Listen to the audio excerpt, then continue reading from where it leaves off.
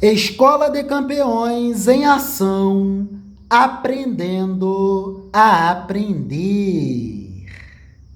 Treinamento para a expansão da capacidade de leituramento do jovem RLO-RC,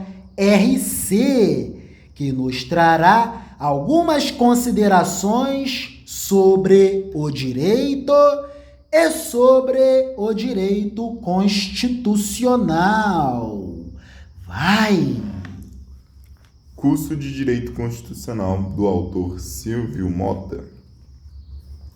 Algumas noções iniciais. A natureza gregária do homem e seu efeito jurídico. Por que razão abdicamos de nosso tempo, bens e liberdade para viver em companhia de outros humanos? Quando, se vivêssemos sós, poderíamos ter completa liberdade. Porque, ao mesmo tempo que abdicamos de direito, obtemos em troca algumas vantagens e privilégios. Os privilégios da convivência, privilégios e perdas fazem parte da vida em grupo. Quando as desvantagens são superiores às vantagens, semeiam-se a revolução. Quando os benefícios superam as perdas, temos a possibilidade de construir uma sociedade livre. A ideia de pátria tem como uma de suas fontes o desejo do homem de encontrar esse espaço onde possa trabalhar e viver em segurança, dividindo o ônus de manter uma estrutura comum que lhe propicione paz e tranquilidade com um custo aceitável. Ubi homo ibi jus, como diziam os romanos, onde existem homens, haverá direito. Quando falamos em direito, referimos-nos não necessariamente a leis escritas, mas às regras de conduta geral estabelecida por um ou mais integrantes do grupo, obrigatórios e cuja obediência é mantida por meios pacíficos ou até mesmo pela coação. Todo grupo social cria suas regras de convivência. Quando os grupos foram aumentando, tornou-se cada vez mais necessário dividir as tarefas e, para os governantes, criar alguma organização. Tornou-se também fundamental desde o primeiro homem que, mais forte ou inteligente, assumiu o comando do grupo. Já havia as três funções básicas: criar as regras, executá-las e decidir eventuais litígios no seio do grupo. O que o tempo exigiu foi que tais atividades fossem sendo delegadas. Da mesma forma, enquanto o grupo ocupava um pequeno espaço geográfico, os chefes podiam controlar tudo e todos, mas quando os líderes guerreiros conquistavam novas terras, precisaram começar a delegar poderes, fracionando autoridades no espaço. A história da humanidade, portanto, muito a ver com a teoria do Estado e o direito constitucional. A história da humanidade, portanto, tem muito a ver com a teoria do Estado e o direito constitucional. A história da humanidade, portanto, tem muito a ver com a teoria do Estado e o direito constitucional. Átila, Alexandre, Genghis Khan, todos eles elaboraram um pouco de direito constitucional, embora na época ele não tivesse esse nome. Referência: José do Egito nasceu há cerca de 3.700 anos atrás. E há cerca de 3.300 anos atrás de Moisés. Beleza! É o constitucionalismo antigo expressado de maneira exemplar no Antigo Testamento da Bíblia Sagrada. Gênesis 41. Beleza! E o Êxodo é isso. Superestrutura.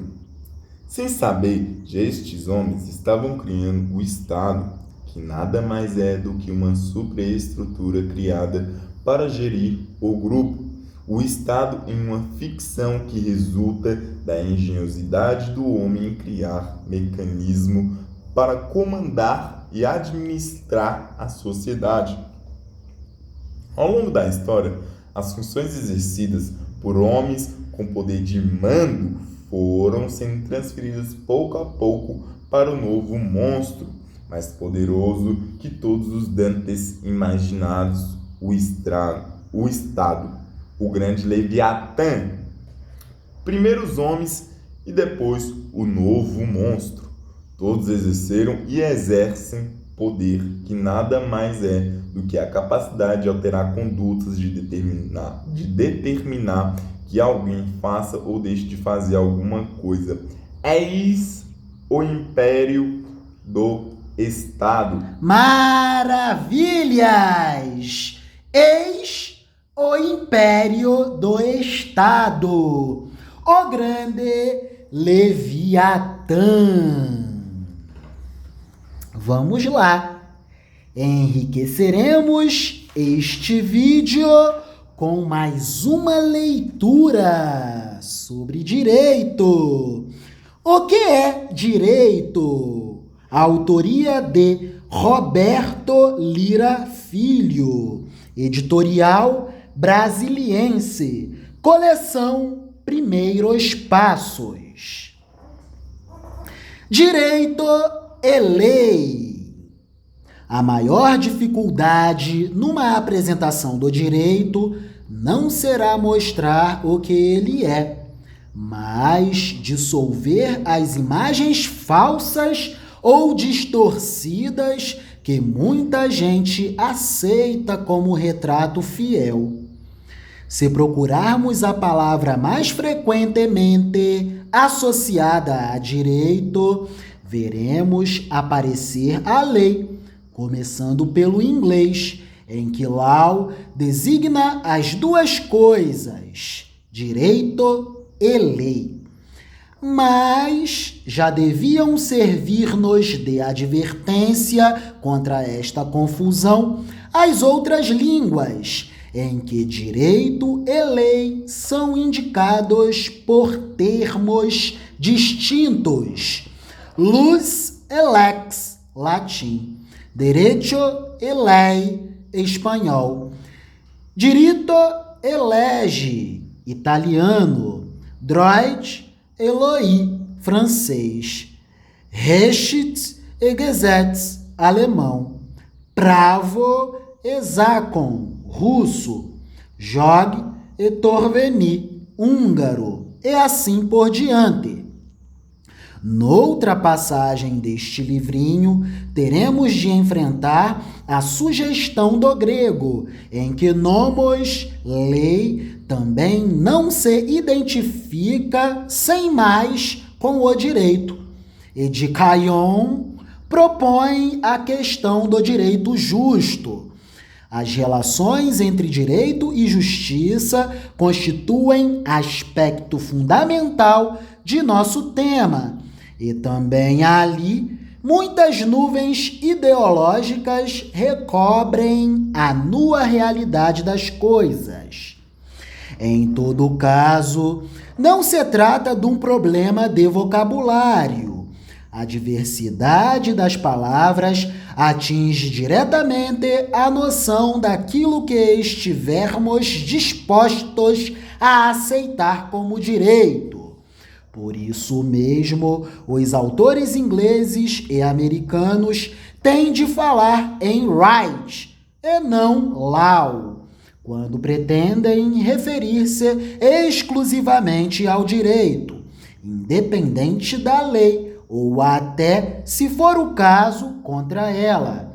Isto não significa, note o leitor, que o verdadeiro right não possa ser um direito legal, porém que ele continuaria a ser direito se a lei não o admitisse.